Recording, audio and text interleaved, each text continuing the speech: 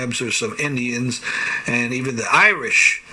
They weren't considered even white at one point, and who's to say where they originated, or possibly they were an ebony tribe at one point with red hair. And then over time, of course, with that one selective breeding into that tribe, they came out to what they are. Not that they made themselves. Well, they could have made themselves through husbandry, not animal, but husbandry, through mating. But eventually, there's always something else that could play a role into that to help us learn and grow.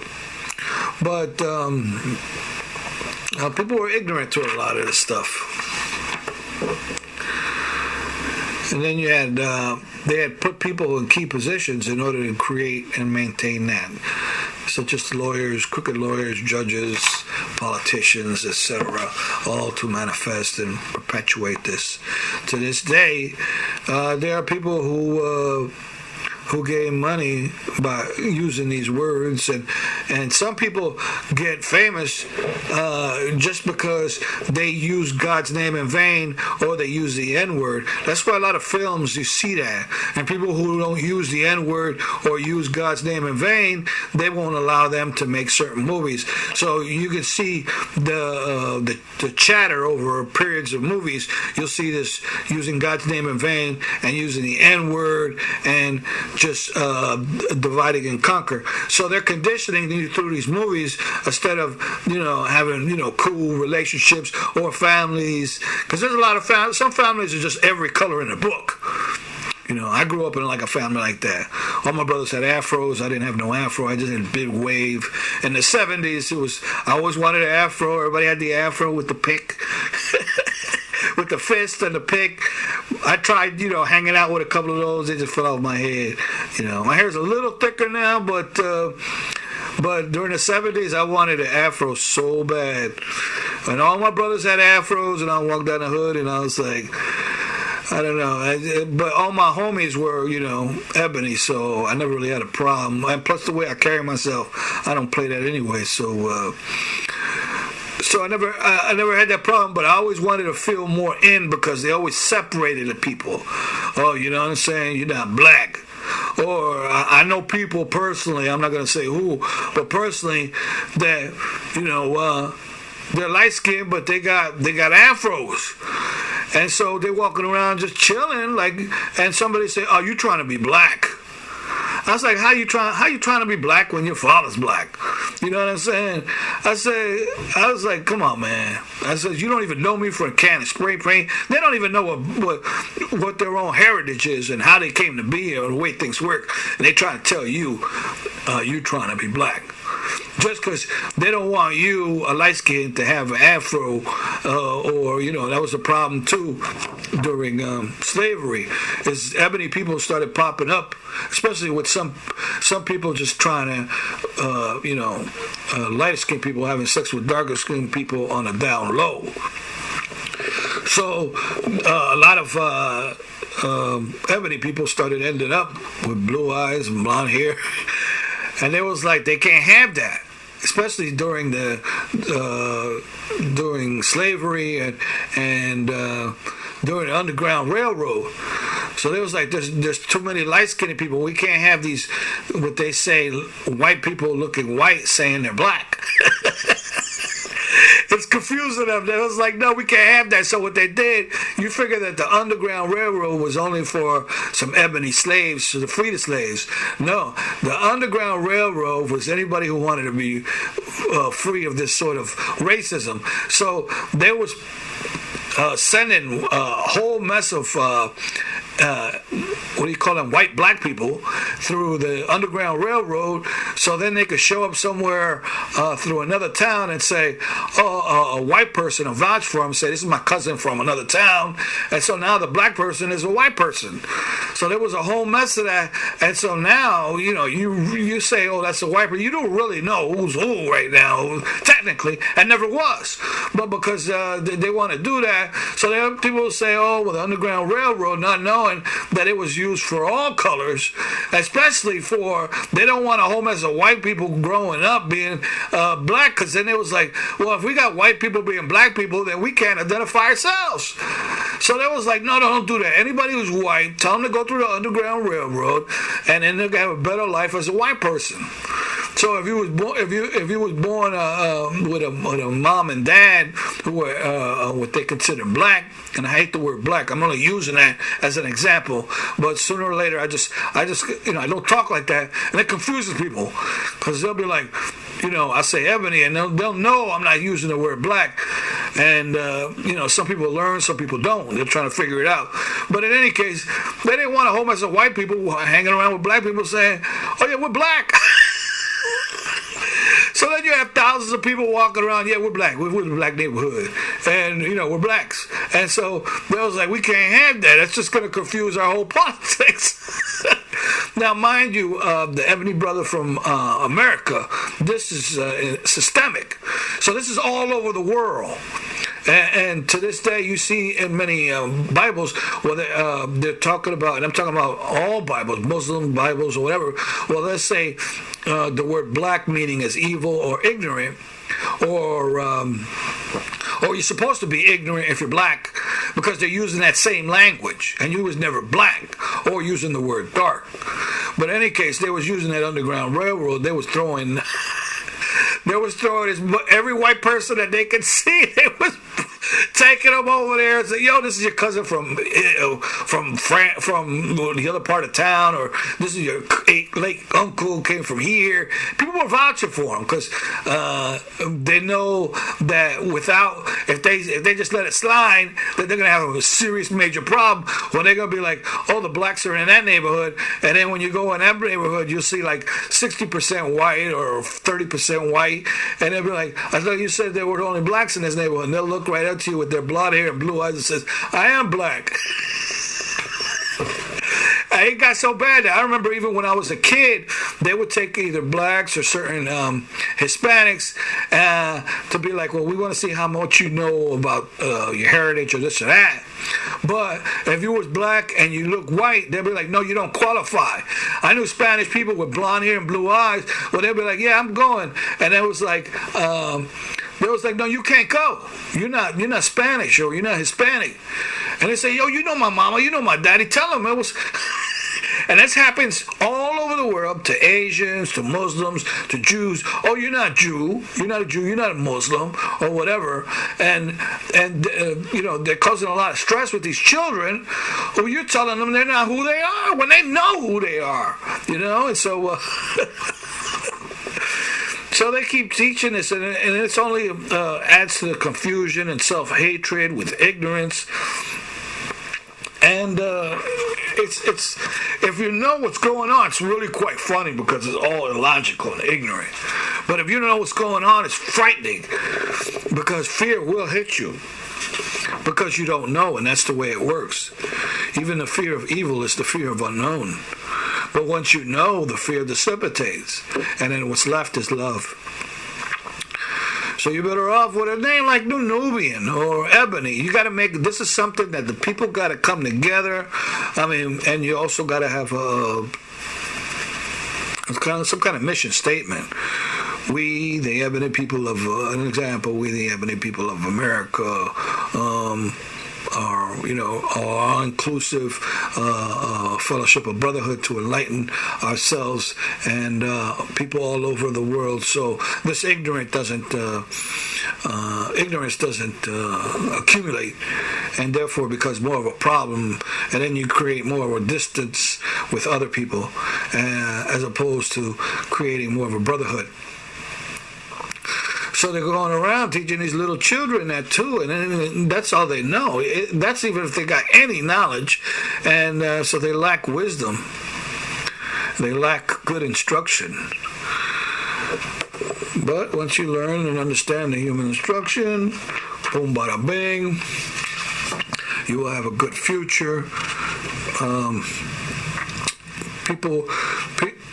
You can go so far as to where a little ebony child will be like, Mama, what's the word nipper mean? And, she'll tell him, hey, it's an ignorant word used by ignorant people describing ignorant things. It's irrelevant. It's a nasty word that means ignorance by either the person using it or the person who accepts it to use it, unless you're reflecting it, saying, no, I'm not the nipper, you are. Oh, well, I'm not black. I'm white. I says, that's right. You are black. Rather, that's wrong. Oh, look at my skin color. Who's saying I'm talking about skin color? I'm saying you're black, and I'm not talking about your skin color. I'm talking about your spirit. And they'll be like, oh, but that ain't right. But that's what we're talking about, brother. Your skin color. First of all, and nobody's black, and nobody's white. You know what I'm saying? Now, if you want to say you're black by your spirit, that's something else. Because then you are, especially if you're using that word nipper. You know what I'm saying? You can use it all you want. But then some people will be like, oh, I'm going to fight because he called me a nipper. Are you a nipper? No. I said, well, what you fighting for? What you want to fight for? Call him a nipper. I guarantee you, you won't feel no pain. Somebody say, yo, nipper. I said, no, you the nipper. I said, yo, what's up, black? I said, no, you're black. You don't call me black. My name is whatever, Mr. Johnson. You can address me as Mr. Johnson or Johnny Joe, but you damn sure ain't gonna call me black when you're not black. You can call me Ebony. You can call me,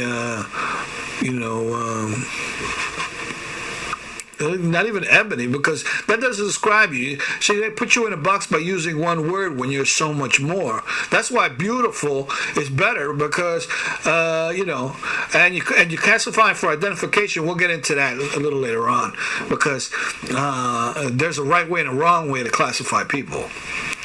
So they're using these words and then follow the same principle for this energy, not knowing it's self-defeating. So, it's gotten so bad that they'll call each other nipper or black in your black restaurant or black campus or black this or black that. No. Just call yourself the campus name. If you're going to call yourself a tribe, you can call yourself any tribe. Africa is a continent, but they have all these tribes. When they say, hey, man, you're a nipper, they could be like, no, I'm not a nipper. I'm from Zimbabwe. Or whatever part of Africa they're from, they'll say that. That's fine. You can call yourself, yeah, I'm from there, and you understand, okay, where they're from and what sort of a culture they have. The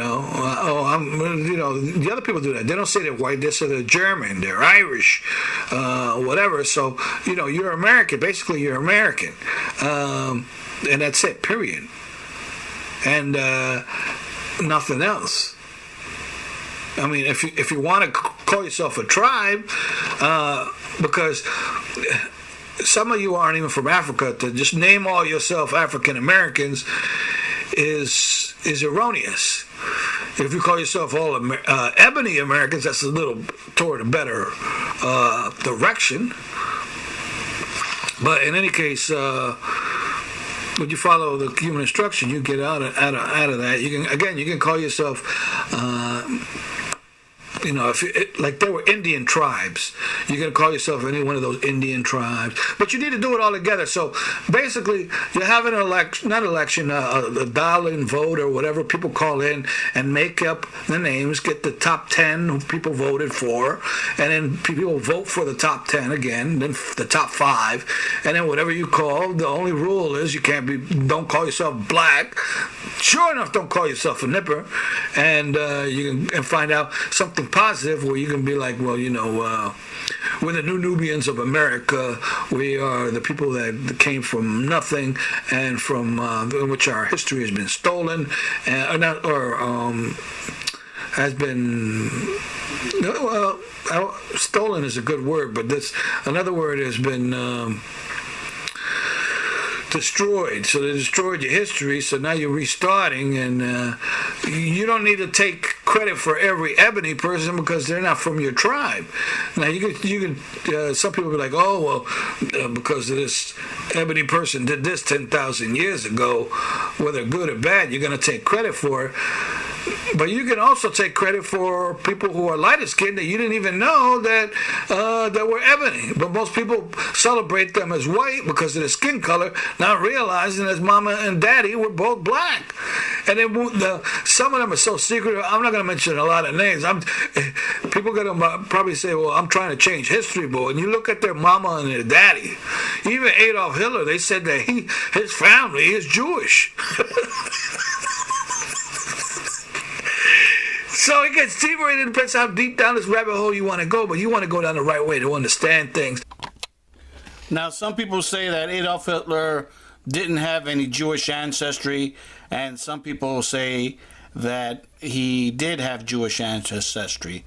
So, just so you're aware, there's always a possibility, but no, there's always a truth, a void, and confusion. Those are the three, and they always use it to eradicate or change things to make things the way they are.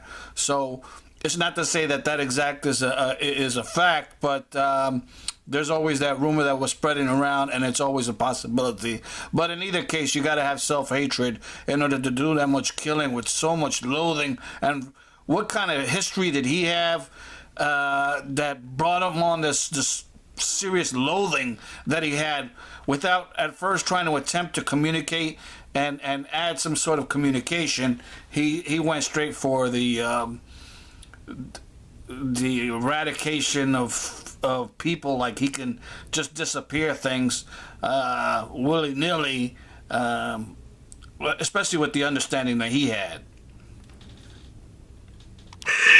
So it gets deeper, and it depends how deep down this rabbit hole you want to go, but you want to go down the right way to understand things as truthful as they are. Again, a lot of Africans didn't excel because they didn't invent, once the Gutenberg press or the ability to print words and create books excelled your knowledge.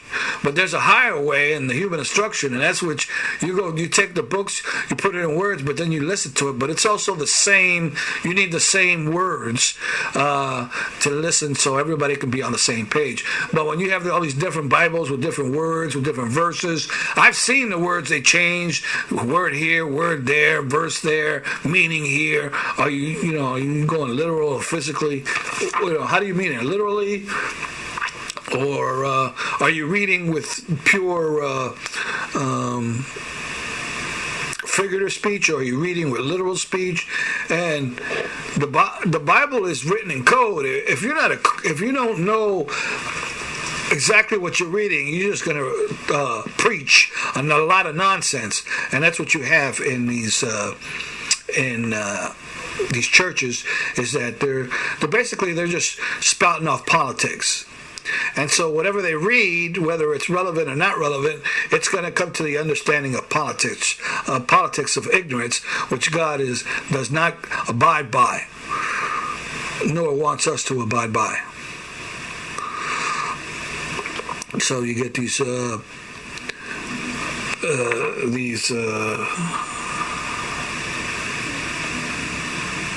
negative forms of education and understanding.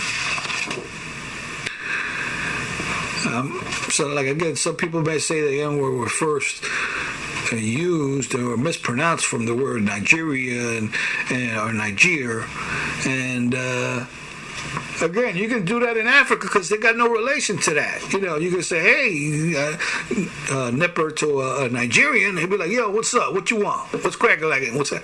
They have no history with that, nor do they call each other that name. I mean, unless they say Nigerian, or they can actually use the name, but they don't use it in a derogatory sense, nor do they have a negative history with that word. As a matter of fact, they got a positive history with that word. If the word nipper was used as a word of love and understanding, and it was created by the ebony man himself, well, it was a form of understanding and knowledge to grow without having had been used in a negative sense, and that's fine. But because it is already been used as a negative sense, you kill that word, or you only use that word as a form of reflection. So somebody calls you black or brown or yellow or red, you call them that, using the exact meaning, but internally, because that's how they're using it. So you follow their source and hit them right to the heart. of the matter, saying, "Oh, well, hey, yo, Nipper," and say, "No, yo, what do you want, Nipper?" And some people grow and already know this, and even some of the what they call white man, once he called a Nipper, he laughs because he knows this guy knows what's going on, so he won't call him a